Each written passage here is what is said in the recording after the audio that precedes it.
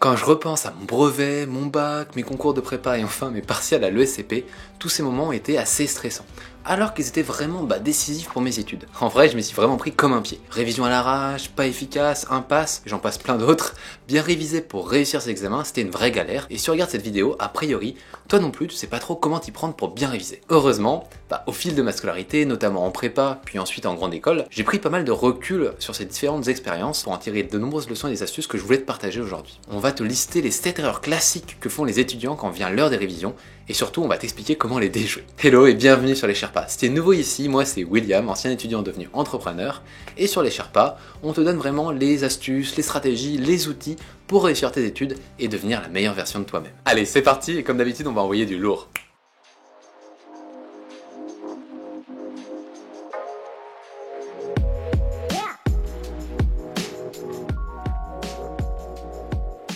Pour que tout soit clair et aider vraiment autant de personnes que possible dans leur révision, j'ai décidé de découper les erreurs et méthodes à appliquer autour de 3 grands moments. Le premier, c'est comment bien organiser tes révisions. Ensuite, on verra comment t'armer des bonnes méthodes de travail pour progresser rapidement. Et enfin, on verra comment simuler les conditions de l'épreuve pour être à l'aise le jour J. Et si tu regardes la vidéo jusqu'au bout, tu auras donc tous les ingrédients pour tout exploser à tes futures épreuves. Alors, première partie de cette vidéo, comment bien t'organiser. Et oui, la classique quand un examen approche, c'est de repousser sans cesse les révisions, parce qu'on n'en a pas envie finalement. Sauf que voilà, ça c'est vraiment la meilleure recette pour te retrouver coincé et pas avoir assez de temps pour bien tout reprendre et tout réviser. Comme le dit la loi de Hofstadter, très connue dans le développement informatique, l'ingénierie ou la construction, il faut toujours plus de temps que prévu, même en tenant compte de la loi de Hofstadter. Appliqué aux révisions, c'est vrai que ça marche bien aussi, et c'est logique. En fait, en travaillant, on découvre de nouvelles choses à revoir, et on prend du recul finalement sur les différents sujets. Alors si tu n'anticipes pas et que tu repousses sans cesse tes révisions, c'est la cata assurée, parce que tu verras des choses que tu n'avais pas prévu de revoir. J'ai une deuxième citation qui devrait t'aider à bien comprendre. Abraham Lincoln, le célèbre président américain, disait que l'on me donne 6 heures pour couper un arbre, j'en passerai 4 à préparer ma hache. Et là, c'est exactement l'objectif de cette première partie de la vidéo. T'aider vraiment à préparer ta hache, tes méthodes, pour avoir le temps de couper ton arbre. Bref, la première erreur est vraiment de ne pas planifier tes révisions.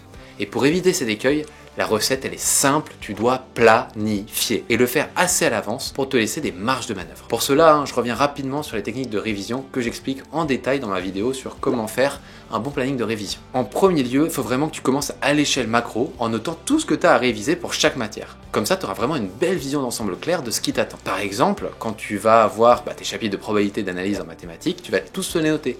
Pareil pour les chapitres d'histoire, les règles de grammaire en anglais, etc., etc. Et dans un deuxième temps, il faut vraiment que tu prévois le temps que tu vas accorder à chaque matière, en fonction de notre fameux triptyque coefficient, niveau et fiabilité. En ce qui concerne ce triangle, les coefficients c'est le coefficient de la matière, le niveau c'est ton niveau dans la matière, est-ce que tu es faible ou est-ce que tu es fort, et enfin la fiabilité de la matière, c'est est-ce que la matière est notée de façon objective par des correcteurs. C'est vrai que les maths par exemple sont un peu plus objectifs que le français, qui est plus lié à la subjectivité de ton correcteur. Et enfin, une fois que tu as tout ça, tu vas pouvoir placer tes créneaux dans ton planning, y attribuer tes grandes tâches. Et pour finir, tu fais ta petite to-do quotidienne, et là t'es paré finalement pour tes révisions. L'erreur numéro 2, c'est vraiment de ne pas accompagner ton planning de révision d'une to-do quotidienne. Si tu fais simplement un planning, tu vas vraiment avoir du mal à le respecter, parce qu'en effet, il va forcément un petit peu dévier tous les jours, en fonction de la complexité des sujets que tu abordes. Du coup, tout prévoir directement dans ton planning de révision, c'est vraiment la recette pour pas le tenir et donc te décourager. Et pour éviter cela, comme on le disait précédemment, note vraiment les grandes orientations que tu as envie de faire sur ton planning. Par exemple, revoir le chapitre sur les probabilités discrètes en maths, revoir le chapitre sur la révolution en histoire. Et là, chaque soir, avant de fermer tes cahiers, tu vas pouvoir noter précisément sur un post-it ce que tu dois accomplir le lendemain. Tu vas pouvoir ajuster un peu le cap tous les soirs, surtout si tu dois étaler la révision d'un même chapitre sur plusieurs jours. Bref, je vais vraiment pas m'attarder sur la planification, mais si déjà tu suis ces 2 premiers conseils, ça devrait bien t'aider. Ok, maintenant que tu as compris comment planifier pour réussir tes examens, je vais passer la seconde et te montrer des méthodes que je trouve très puissantes pour avancer pendant tes révisions et te voir avancer. On passe donc à la 3e erreur, le fait que la majorité des étudiants n'arrivent pas à se concentrer assez longtemps pour réviser. Et oui, commencer à te mater ton petit épisode La Casa des Papel alors que tu avais commencé à bosser, c'est franchement pas une super idée. Et malheureusement, une dissertation ou un DS de maths, ça se révise pas en 30 minutes. Ça m'a longtemps fait défaut, donc je sais de quoi je parle, je sais que c'est difficile. Pour autant, Si je finis par plutôt bien réussir mes études, c'est vraiment que je pense pas que c'était des facilités au niveau de mon intelligence scolaire, mais plutôt car j'arrivais à vraiment me concentrer énormément. Et je m'en rends bien compte au quotidien encore maintenant. Quand je suis vraiment focalisé à 200% sur une tâche, mon esprit il est si centré sur l'objet de mon attention que j'entends plus rien autour de moi. Bonne nouvelle pour toi, c'est que ce niveau de concentration, ça se travaille. Et si tu suis le procédé que je vais te donner, tu vas réussir à te mettre dans ta bulle. Déjà, faut vraiment que tu évites le multitâche.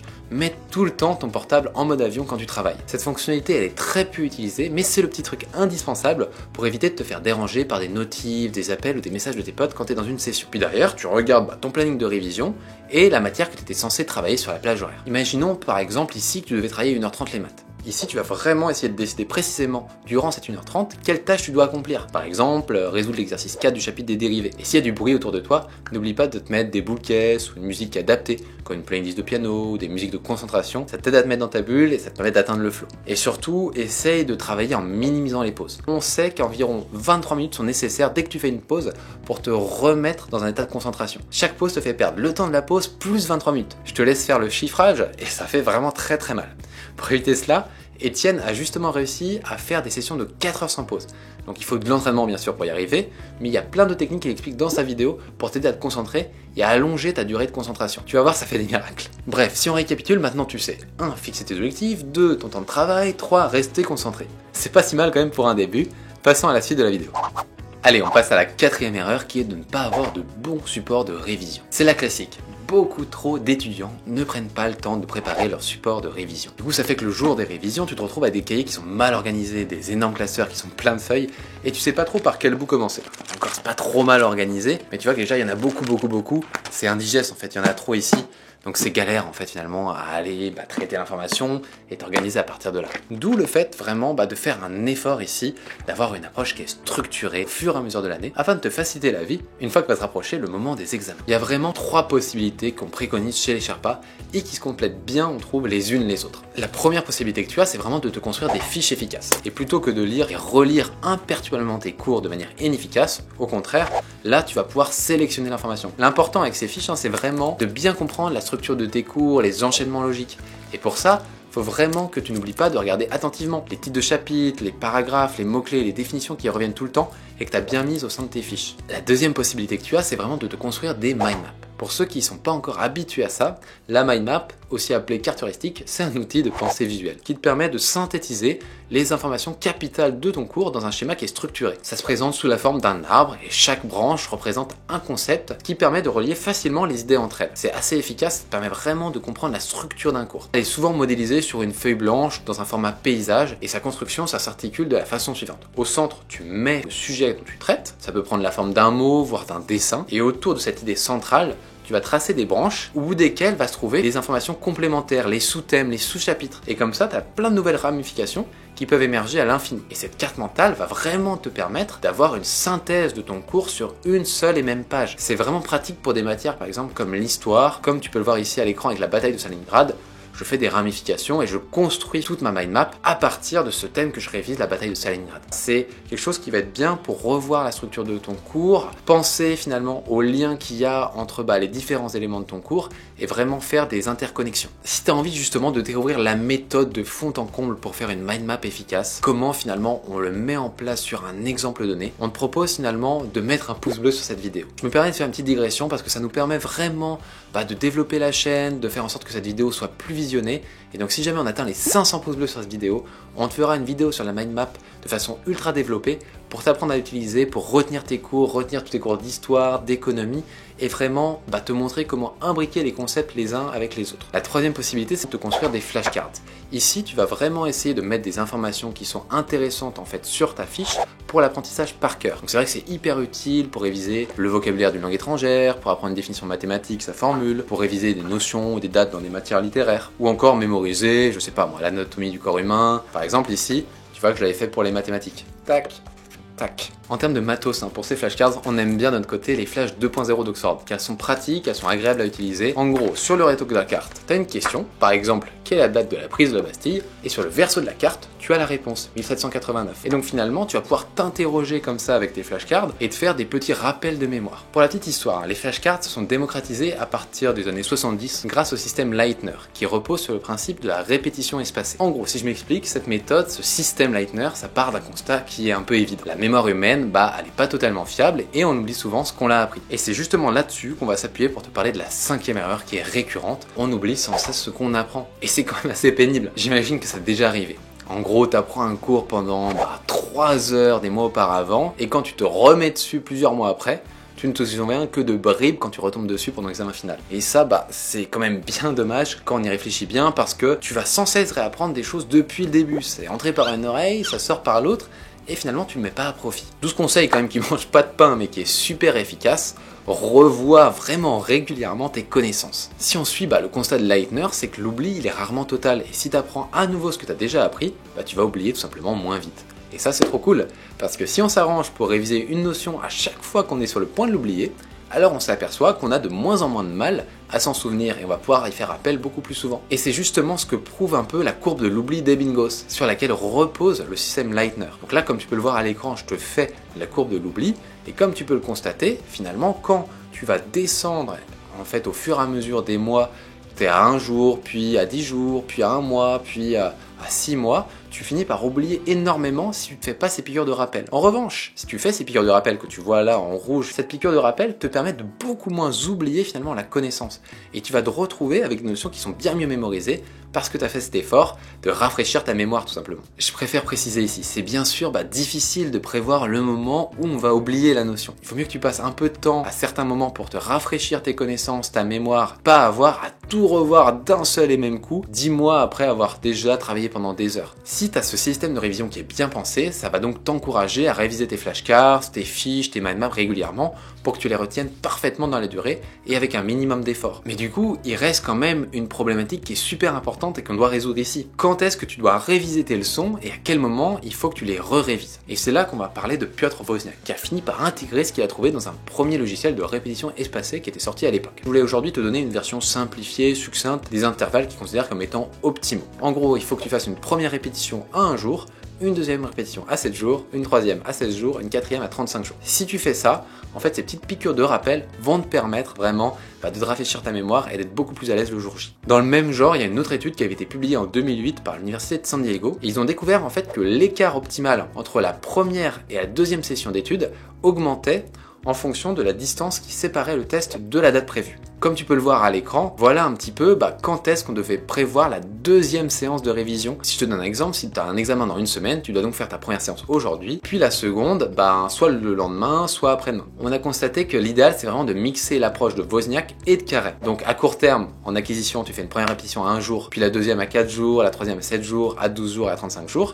Et quand tu veux réviser à long terme, tu vas faire une 6e répétition qui, elle, est à 4 mois, à 9 mois, à 18 mois, à 4 ans, à 7 ans, et ainsi de suite. On préfère préciser, ces écarts restent quand même approximatifs. Donc on te laisse vraiment voir ce qui fonctionne le mieux pour toi et l'adapter au fur et à mesure de ce que tu considères comme étant le mieux pour ta mémorisation. Pour penser à les réviser au bon moment d'ailleurs, on trouve finalement que l'application Scripzy, qui avait été développée par Oxford, elle est super pour t'envoyer des alertes, pour ne pas oublier les dates où tu dois réviser un cours. Tu peux vraiment customiser 100% la durée des rappels, et comme ça tu vas pouvoir utiliser finalement les conseils qu'on te donnait en termes de rappel et les mettre dans l'application. Tu as aussi Anki ou Quizlet qui proposent des fonctions automatiques de répétition espacée qui sont aussi très bien. Mais dans tous les cas, l'idée c'est la même, te mettre en place un système d'alerte en suivant des intervalles de répétition espacés afin de rien oublier, afin de toujours avoir tout dans ta tête.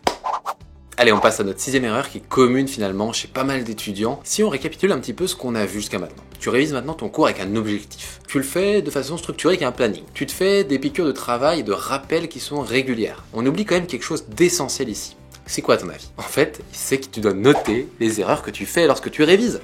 Et bah oui, c'est tout con, mais on l'observe tout le temps chez les étudiants et c'est la 6e erreur. Ils refont encore et encore et encore les mêmes erreurs lors d'un DS d'une fois à l'autre. Ton prof d'anglais, il en a marre de voir ce S qui manque à la 3e personne du présent simple. Alors fais-lui plaisir et note ça sur ton carnet d'erreurs. Là, tu vois, sur la résolution des endomorphismes et des matrices carrées, on a finalement les fautes classiques qu'on observe chez un étudiant. C'est exactement ça dont on parle quand on essaye de faire finalement un récapitulatif des fautes classiques qu'on fait. C'est très simple, à chaque fois que tu fais des erreurs, tu prends ton petit carnet ou tu prends tes fiches et tu vas te le noter et tu vas bien le conserver à un endroit donné. Et comme ça, tu vas pas refaire la même erreur X fois. On le martèle très souvent sur la chaîne et je tiens à le répéter, faire des erreurs, c'est normal, c'est le processus d'apprentissage. Ce qui ne l'est pas en revanche, c'est vraiment de refaire plusieurs fois la même erreur. Parce que là, ça veut dire que tu ne prends pas finalement note des erreurs que tu fais, tu progresses pas grâce à ça. Alors que c'est vraiment l'objectif finalement quand tu vas être corrigé par ton prof, quand il a souligné le fait que tu fais toujours la même erreur dans tes DS. Essaye de prendre note, essaye de mettre toutes ces erreurs à ton profit et de progresser grâce à ça. On en arrive à notre dernière erreur, qui est de ne pas t'entraîner dans les conditions de l'épreuve que tu vas passer. Bien sûr, on va pas se le cacher, personne n'aime prendre le temps de faire un entraînement à blanc avant une épreuve. Pourtant, s'entraîner en conditions d'examen, ça fait une énorme différence. En gros, t'apprends déjà à réutiliser tes connaissances en conditions. T'apprends à respecter la durée qui est imposée par l'épreuve. Tu peux te confronter à un sujet qui est déjà tombé. Tu peux le corriger et en tirer des leçons avant que ça compte vraiment. Bref, c'est vraiment que du bonus. Évidemment, avant de faire ça, il faut que tu maîtrises une bonne partie des connaissances que tu dois avoir maîtrisées le jour J. Donc vraiment boucle tes révisions et une fois que tu es à l'aise, passe à une simulation finalement d'un examen final. À toi d'avoir la discipline et de ne pas tricher parce que tu es tout seul avec toi-même. Donc tu te prends un sujet corrigé qui est tombé l'année précédente, tu te mets dans ta chambre en temps limité avec un minuteur, tu préviens tout le monde qu'on ne doit pas te déranger. Pas de téléphone, pas de distraction, tu es vraiment focus pendant ces 2, 3, 4 heures. Et ensuite, tu prévois toujours 1 à 2 heures pour corriger finalement ton examen de A à Z. Ça va permettre de voir si tu maîtrises bien l'ensemble des concepts, des connaissances et des leçons avant le jour J justement. Pour finir, on te conseille vraiment de faire 2 choses quand tu te lances dans une épreuve blanche. Notre premier conseil, c'est vraiment de te construire un rituel. Construis-toi un rituel avant chaque épreuve. Tu dois revoir ton cours, installer ta table de la même manière à chaque fois. Des recherches ont montré que finalement, quand tu fais cet effort, ça t'aide à te mettre dans ta bulle et ça va améliorer tes résultats au test. Et au tout début de ton examen blanc, écris toujours au brouillon tous les faits importants que tu as peur d'oublier. Que ce soit des formules de conversion, des mesures, ça va vraiment te permettre de déstresser. Et notre deuxième conseil, c'est vraiment de gérer les questions difficiles et de les archiver, de les noter, d'en prendre la moelle épinière, ce qui te donne en fait comme information. Quand tu n'arrives pas à résoudre une question dans ton test blanc, tu paniques pas, c'est justement l'utilité de l'entraînement. Le but ici, c'est de te confronter aux conditions d'épreuve. Donc sois calme, sois malin, sois reposé. Et par exemple, quand tu es dans une annale de maths, tu gardes un œil sur les questions du test qui fournissent souvent des indices ou des réponses à d'autres questions. Ça va te permettre d'avancer. Et surtout, si tu n'arrives quand même pas finalement à répondre à la question dans le temps imparti, note bien cette question inachevée pour pouvoir voir la correction et la noter derrière dans ton carnet d'erreurs. Ça va vraiment permettre de voir et d'être dans ce processus d'apprentissage. Tu peux même ficher la méthode ou mettre cette connaissance dans une flashcard afin de pouvoir la réviser de nouveau un peu plus tard et vérifier que tu la maîtrises bien. Et vraiment, mets-toi pas trop de pression. Considère ce test comme faisant partie de l'expérience d'apprentissage et tu vas en tirer plein d'utilités, à la fois pour maîtriser la pression, le stress d'un examen et en plus pour noter les erreurs que tu fais et ne plus les faire par la suite. Et voilà, tu sais maintenant éviter les 7 principales erreurs que font tous les étudiants pendant leur révision. Comme d'habitude, si tu as envie de nous aider, pose ton pouce bleu, abonne-toi, active la cloche et si tu as besoin de notre aide, n'hésite pas à poser tes questions en commentaire. On est toujours ravis de répondre à toutes ces interrogations et ces questions que vous posez. Encore merci d'avoir regardé, bon courage pour tes futurs examens et surtout, n'oublie pas que sur les Sherpas, tu es au meilleur endroit pour réussir tes études et devenir la meilleure version de toi-même. Ciao ciao!